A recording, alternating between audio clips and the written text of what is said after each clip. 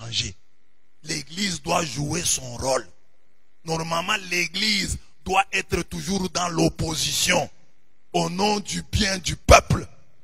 L'église ne peut pas être au pouvoir. L'église est toujours dans l'opposition pour dire à ceux qui sont dans le pouvoir, faites mieux. Vous avez fait bien, ok, mais faites mieux. Oh, ici, vous ne faites rien. C'est ça le rôle de l'église. L'église est toujours du côté des faibles, du côté des petits.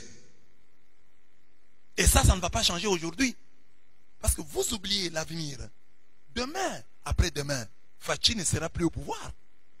Ça veut dire quelqu'un d'autre qui sera au pouvoir. Vous demanderez quoi au cardinal de l'époque, de ce temps-là? Vous lui demanderez quoi? De soutenir. Hein? L'autre là qui sera au pouvoir, après 10 ans, après 20 ans.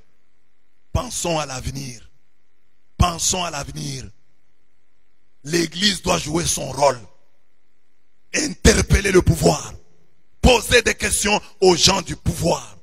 Et les secouer. C'est ça le rôle de l'église. Parce que s'ils ne sont pas secoués, ils ne feront rien. Ils ne feront rien. Je vous le répète, ils ne feront. Il faut les secouer. Le pouvoir politique est en lui-même corrupteur. Il corrompt. C'est-à-dire que quelqu'un peut être animé de bonne foi. Mais quand il est là, le pouvoir peut le corrompre. Alors l'église est là, comme le coq du memento, pour dire à ceux qui sont au pouvoir, Cocorico! Souvenez-vous de vos promesses électorales. Cocorico! Vous avez dit, vous mangerez et vous vous rassasierez. Nous ne nous sommes pas encore rassasiés. On n'a même pas encore mangé. C'est ça le rôle de l'église. C'est ça le rôle prophétique. Et aujourd'hui, quand nous prêtres nous parlons, oh, laissez seulement les pastorats devenir politiciens. Non, moi j'ai pas envie de devenir politicien. Moi je fais mon travail. Dans la Bible, Moïse parlait à Pharaon. Dans la Bible, Nathan parlait à David. Aujourd'hui, moi je parle aussi aux politiciens. Parce qu'ici, si j'interpelle les médecins, je fais la médecine. Si je dis médecin, soignez bien les malades, j'ai fait la médecine. Si je dis aux avocats, avocats, plaidez bien la cause de vos clients, le droit. Maintenant quand je dis politiciens, veillez aux conditions sociales de votre population, j'ai fait la politique. J'ai prêché l'évangile adressé aux politiciens. Il y a un évangile adressé aux militaires. Jean-Baptiste, les militaires viennent. Et nous, qu'allons-nous faire? Vous les militaires faites ceci. Et nous les collecteurs d'impôts, vous faites ceci. C'est la même chose. Amen. Amen. Vous comprenez? Et vous qui avez vos frères et vos sœurs au pouvoir, si vous mangez, votre ventre là n'est pas le Congo. C'est vous qui mangez. Si vous mangez, ce n'est pas la nourriture ou la gloire. Nous, on ne mange pas. On a besoin de manger.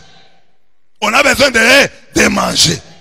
Tant qu'on n'a pas mangé, on ne va pas parler. Qui a mangé? Vous aviez mangé? On vous a promis 3 repas par. Vous en avez combien? Qu'on ne parle pas. Qu'on ne parle pas. Est-ce qu'on fait la politique? On interpelle. De la même manière qu'on interpelle les militaires, les médecins, les avocats, les juges. On interpelle aussi les politiciens.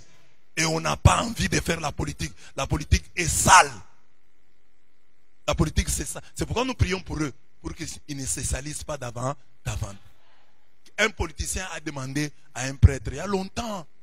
Oh prêtre, dans la messe là, vous ne priez pas pour nous. Toute la messe là, je ne vois pas un endroit où vous priez pour les évêques. Mais il n'y a pas un endroit où vous priez pour nous les politiciens. Alors, le prêtre a été très bien inspiré. Il a dit aux politiciens, vous savez, quand est-ce qu'à la messe nous prions pour vous? C'est quand nous disons, délivre-nous du mal. Délivre-nous du mal. Délivre-nous des mauvais politiciens. Délivre-nous des mauvaises politiques.